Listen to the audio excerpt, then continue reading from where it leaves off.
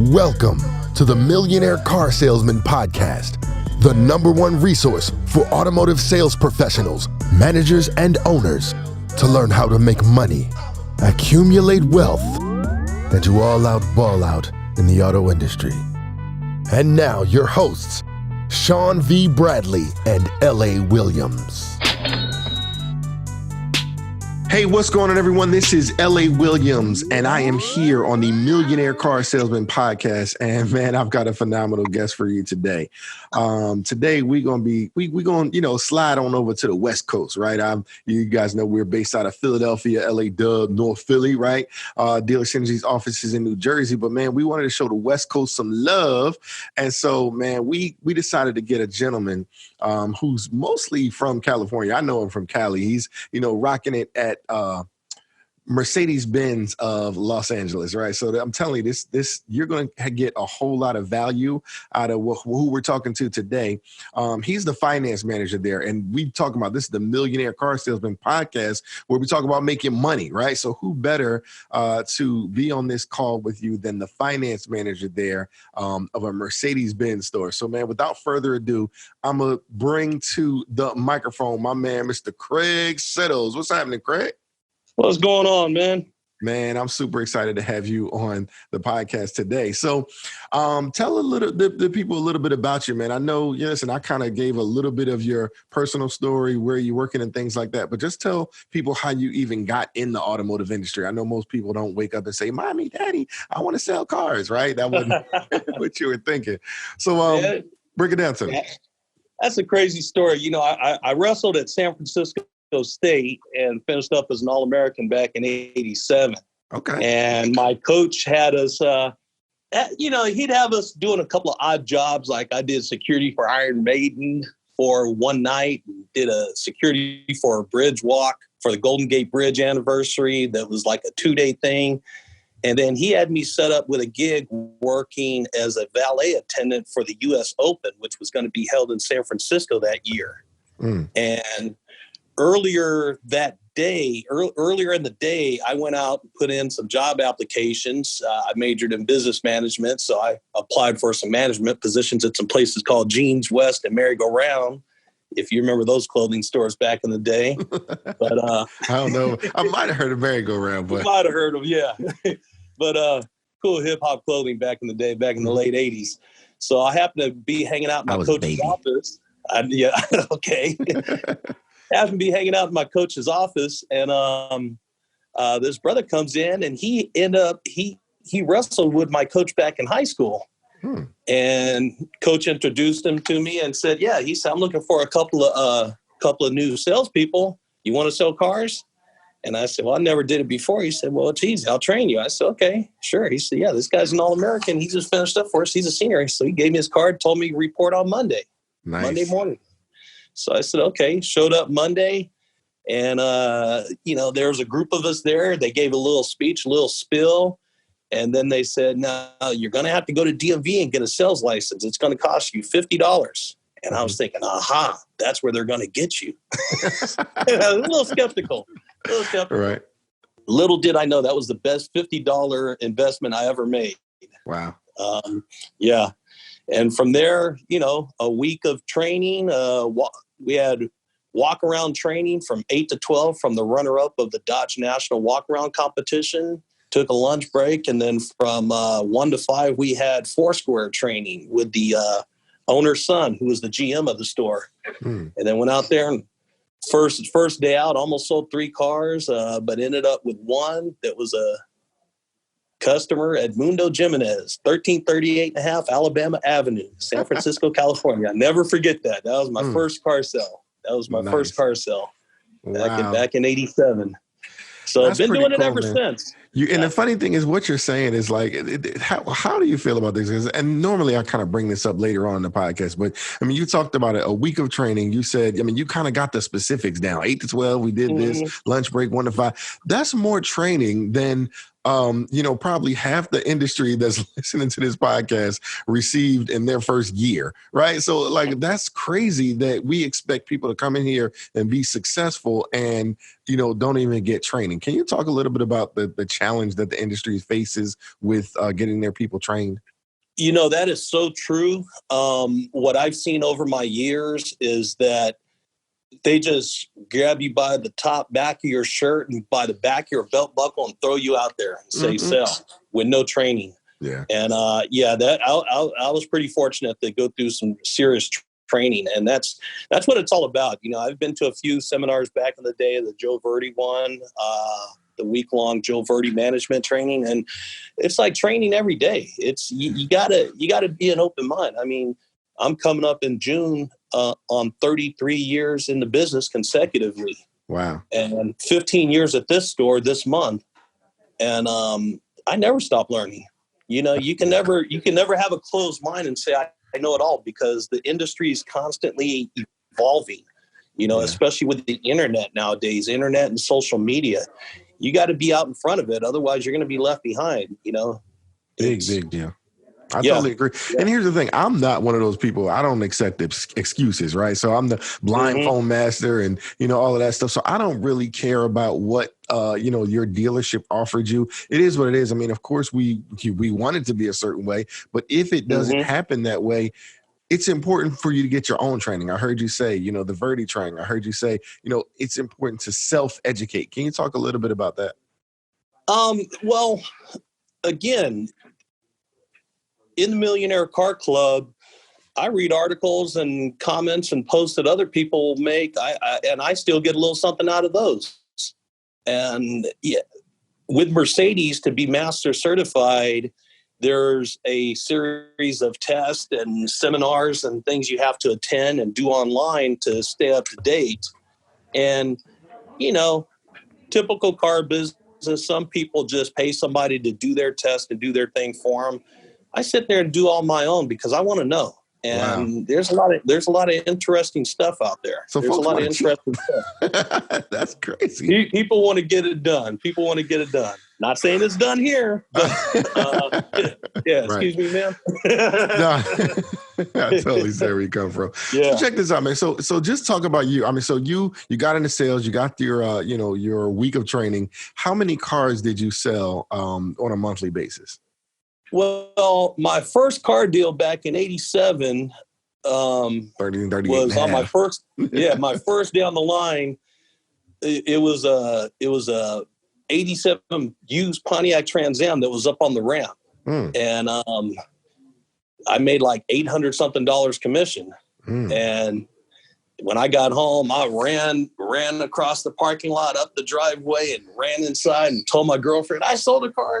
And then I started doing the math and saying, okay, if I can do this every day, 800 times, Yeah. Little did I know it didn't work out that way. But no, I really like that. I want you to go back to that. So initially, like you said, you were kind of, wrestling, doing what you were doing there. Talk a little bit about what that really felt like. So you came from making how much? Because obviously that was exciting to you to make $800, in one transaction. What were you used to, and what did that mean to you? Because that's really where our people need to think about. Like I said, I just finished up my wrestling career, my college wrestling career. So I was only making a little bit of money, on the weekends, watching the tennis courts, basically. I was making maybe $400 or $500 a month, just working 2 days a week, basically. Wow. And so now I get into the car business, and, you make 800 one transaction. Yeah, 801 transaction. And then it came into average at about $4,000 a month, which at 22 years old back in '87 was a lot of money. Mm-hmm. So it was 22-year-olds like now would like to make that. That's 50 grand a year. Yeah. So they ain't playing no games. But see what I'm looking for, and I want you to kind of share with, because here's the reason why I'm asking the question. Our audience are definitely people who want to make money, or they have people in their lives that are like, man, you can't make money selling cars and stuff like that. So I want you to kind of talk about the financial benefit, like what did it do for you, and how people should be thinking, man, listen, if I can do this once a day, because that was a really good positive thought that you had. Well, put it this way. In today's world, that's with inflation, it's almost double whatever dollar amount that was back then. Mm-hmm. And the thought that you can't make money in the car business is totally wrong. This is the best business for making money. You know, it's you get creative with your way of thinking, your way of doing things. If basically you make what you want to make. If you want to be lazy and not hustle and not train, not go to training, not practice, not sharpen, like they say, sharpening your axe, practice, getting your skill level up higher and higher and keeping an open mind as far as training and evolving, you could be stuck in a rut making, X amount of dollars. Or, we got some heavy hitters here making over 100,000 in the sales department, Mm-hmm. Obviously, in finance, it's a whole lot more. Once you achieve, a finance manager, we're doing very well. Nice, but, and that's what people want to do, right? So, So here's the thing: I do have, and so I heard you when you were saying you were selling cars. How long were you selling cars? I sold for the first 7 years. I got into business. Okay, and then I started getting bored, and I wanted to move up to management, which I quickly did, and. Yeah. Now here's the thing, you know our industry, right? Everything's like, okay, people even ask me, they're like, how many cars did you sell, LA? You know what I'm saying? As a blind dude. And I'm like, don't get it twisted. I have me on video selling a car. Don't get it twisted, right? So just break it down to people. How many cars did you sell on a monthly basis? I was averaging about 15, 16 a month at a Mazda dealership. Okay, cool. Yeah. And again, like you said. Towards the end of my reign, towards the end of my sales, Okay, lovely. So, and then you got into management and you kind of started helping other folks sell cars. What was like your rock star? How much was he selling? He or she, I should say. He was doing about 20 a month. Okay, good. Yeah, so you know how to show people how to make money is also the key. Now, here's the thing. You have an interesting, like I said, you've been like you said, 15 years at the store you are now, rocking it in finance. And I actually have a coordinator right now who's young, and she wants to get into finance. And I also have another coordinator who just moved over into finance. So what are some of the keys that you would want to share with them that, some of the ropes that you learned in the business of being in finance to, you make that money. Basically, how do you get paid as a finance manager? Basically, it's almost the same as being a salesperson. Don't sound like a robot. We all know those salespeople that sound like robots. Okay, you're going to do this. You got to do this. You got to do that. Don't do that. Mm-hmm. Get a relationship with your customer. Talk to them like it's your neighbor or your buddy or some guy you just met at the bar, and you guys are just sitting there having a conversation. Just be genuine with people. Yes. Get to know them. In finance, what I look for, because in finance, if you want to be good in finance, you got to learn to read people in the first seconds, minutes, if not seconds that you meet them. You got to see that if they blink their eyes a little bit too much, then they're maybe not being truthful, or they're getting nervous, or if they twitch a little bit, or if one eye twitches, or this or that, or they make a frown, they lean back, they cross their arms. You got to go a little silent and get them to lean forward. All these little tricks. You just got to really read the person that's in front of you, because you got to understand the salesperson downstairs had an hour, 2, sometimes 3 hours with the people. You have minutes to convince them that you're a good guy and that they should buy stuff from you to gain their trust. Yeah, right. To gain their trust. It's all about gaining trust and building relationships in this business, and that's what a lot of people fail to do. Some guys, instead of showing the car, they'll pull out a stock sheet and go over the inventory on a piece of paper. Okay, you want the red one, you want the black one, we got a green one, we got a blue one, we got a white one, and try to sell the car without even showing it. We were kind of in that situation until we remodeled the store, and now we have 5 floors with a lot of parking. Before, we had cars on what we call the Scarface Lot, because basically it was actually used in the movie Scarface in the beginning when they're in the concentration camp. It's still our storage lot. That's our overflow lot. But that's where we had just about all of our cars back when I started here. Wow. We had a lot out in front where all the used cars were, and then all the used cars were over on that other lot, which is like almost 2 blocks away. And so a lot of guys would pull out their stock sheet and sell from there without even taking them over there. Where it's like, just take them over there, show them something. They might see something else that they like. Right. Because 82% of people come in and buy something different anyway. Exactly.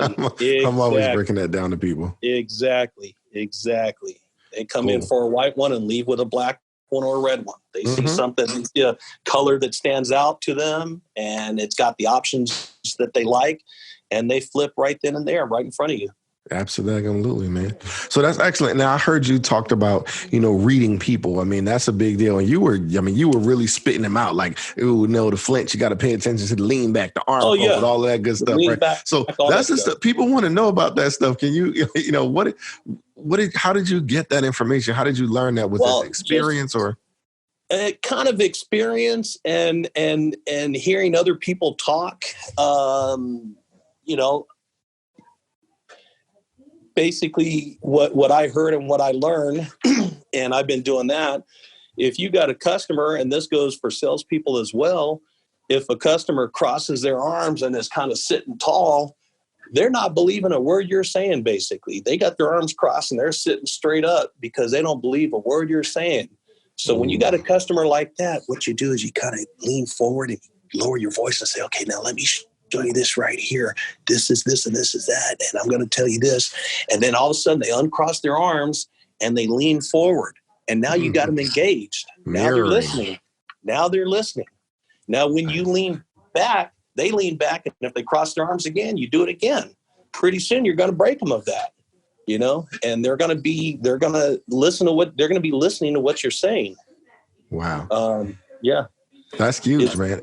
One of the biggest things we talk about is the science of communication, right? And 55% of communication is visual perception and body language. And that's what you're really kind of teaching here. My aspect is the 38%, which is tone and inflection, right? Because I don't get that whole body language aspect. Yeah. Exactly. I hear you, being a blind phone master, that's what we do. And then just 7% of communication is text and the words that we use. So I think that's absolutely phenomenal to kind of share that kind of stuff with people. And I also heard you say is that you got to have mentors. You got to have people who know something that you're around, right? That you can pick up stuff from, because if you're around the average guy that's making average money, then you're going to end up doing that same exact thing.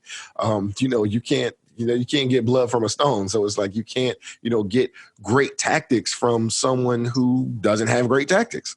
So that's why people come to the Millionaire Car Salesman podcast, and they want to glean from folks like you. So we definitely appreciate that. So talk to people about, again, the secrets to making money in the finance industry. I heard you say, you got to know the customer, and you got to, I love what you said about being authentic.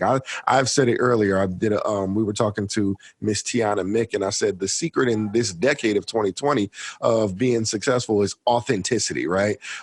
Great customer service 5 years ago is average today. These are just my sayings, things that I'm noticing and I'm learning.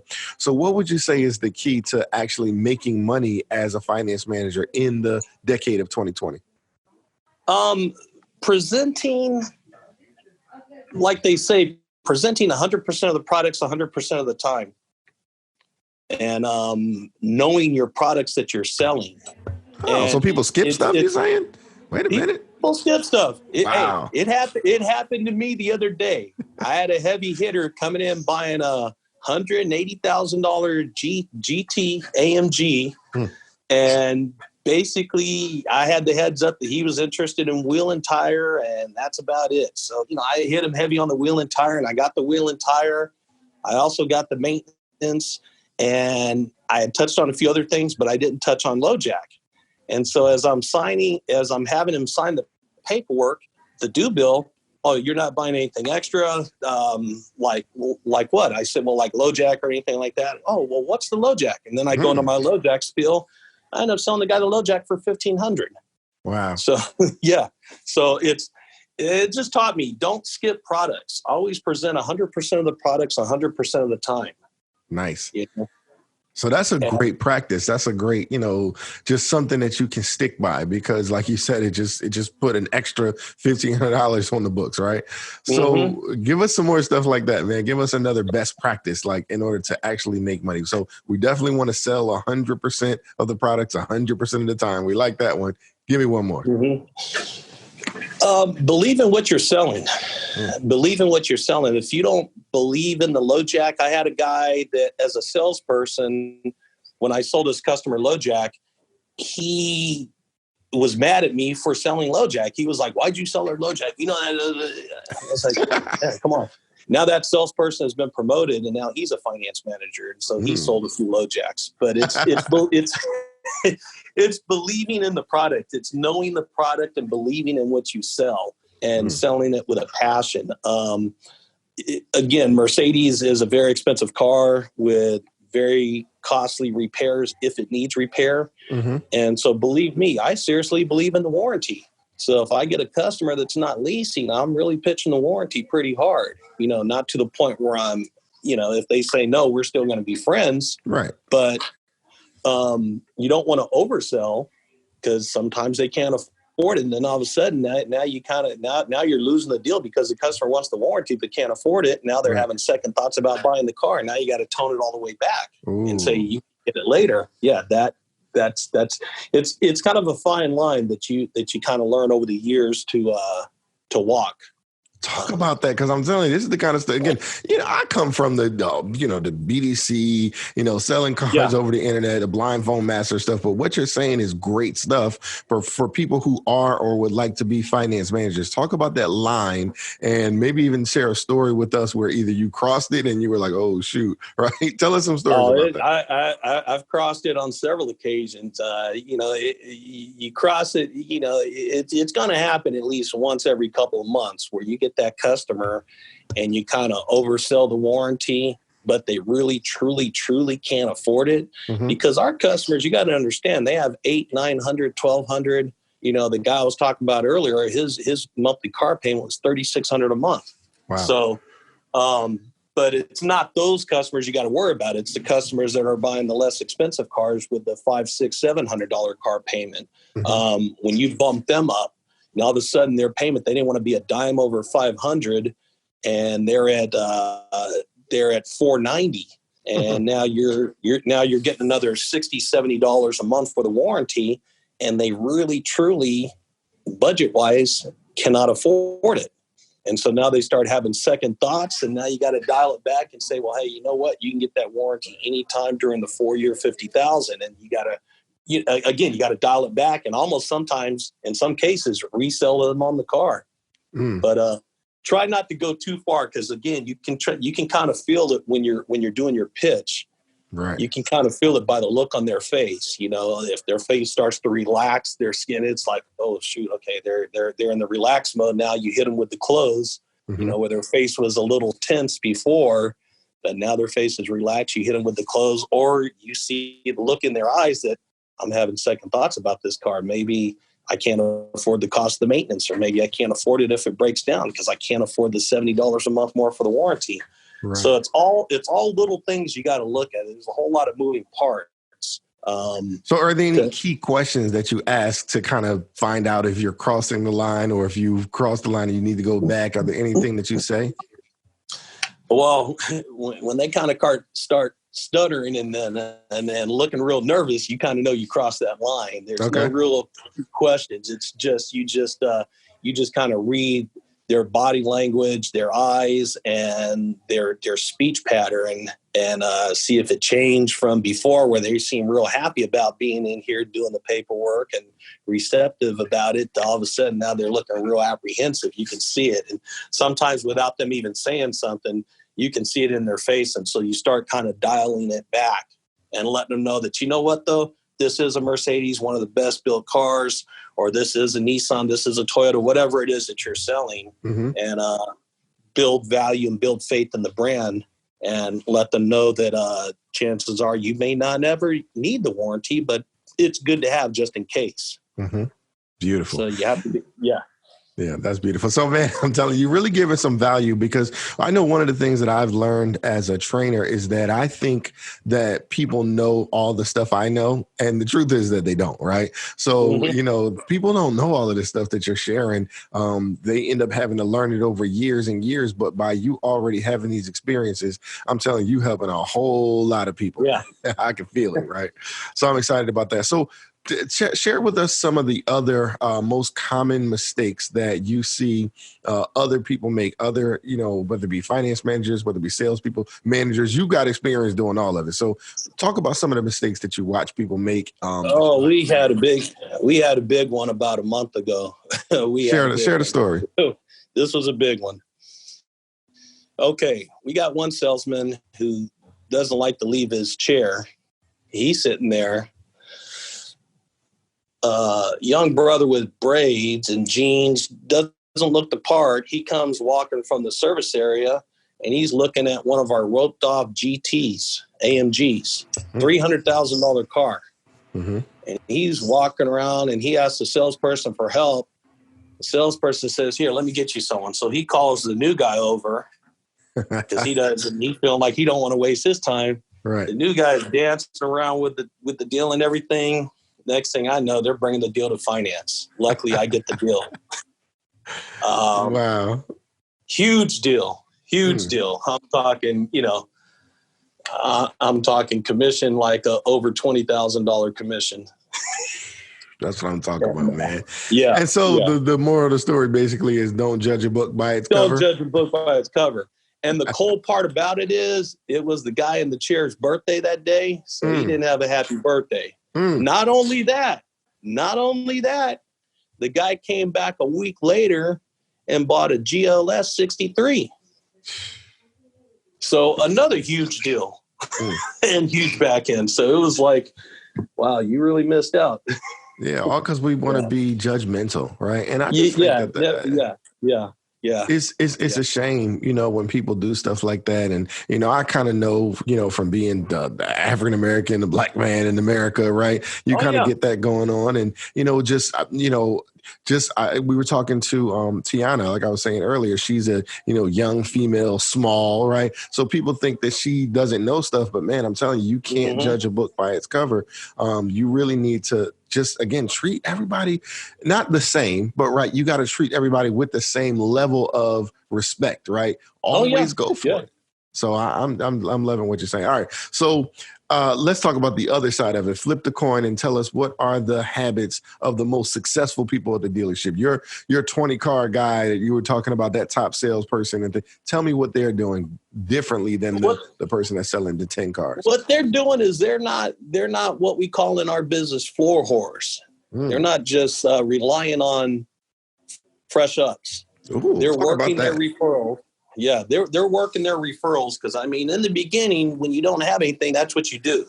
Then you build up your clientele base, and then you do your follow-ups. Okay. Again, Mercedes is a lot of leases. I'd say about 80% of our clientele is leases.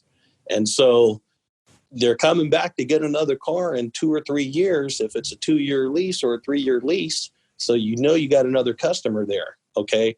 You also have to work the referrals. Does your wife, does your sister, your brother, your kids? I've done paperwork for customers that have purchased, in the 15 years I've been here, that I've purchased, 8 or 9 cars, because they got a car, their wife got a car. Then when their kids came of age, their kids got a car.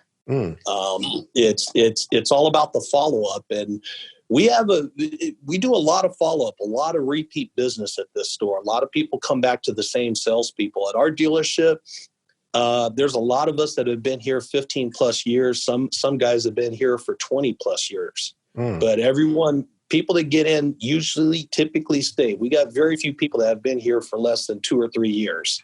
Everyone's been here for a long time, and they work there. We've had the dealers socket. We've had all types of CRM programs. I think now they're using e-leads, which they say is phenomenal. As a CRM, yeah, they have a mobile app that everyone is raving about. And we have our BDC. We have two ladies in the BDC that make a lot of phone calls, send out text messages and emails and make appointments. And, they're doing a good job. But the thing is, follow up. You got to follow up with your customers. You got to stay in touch with your customers. And that's one thing I did as a salesperson is I pretty much knew every one of my customers. I remember them when they came in for service. I went and talked to them, and some of them tracked me down in the beginning when I was bouncing around from dealership to dealership. They would track me down and buy another car from me. So it's building relationships. It's building relationships, and like I said, following up and staying in touch with your customers. Birthday cards, Christmas cards, anniversary cards. If you have a good CRM system, then they'll generate those notices for you, and all you got to do is basically print it and sign your name. 100%, man. Your CRM is an ATM. You got to do it. You got to use it. So exactly. That's what I'm saying. Technology. Back when I was doing it, your CRM was a legal pad. You write names and the phone numbers down and what kind of car they wanted, and that was it. Gotcha. But nowadays they do have everything electronically. Right.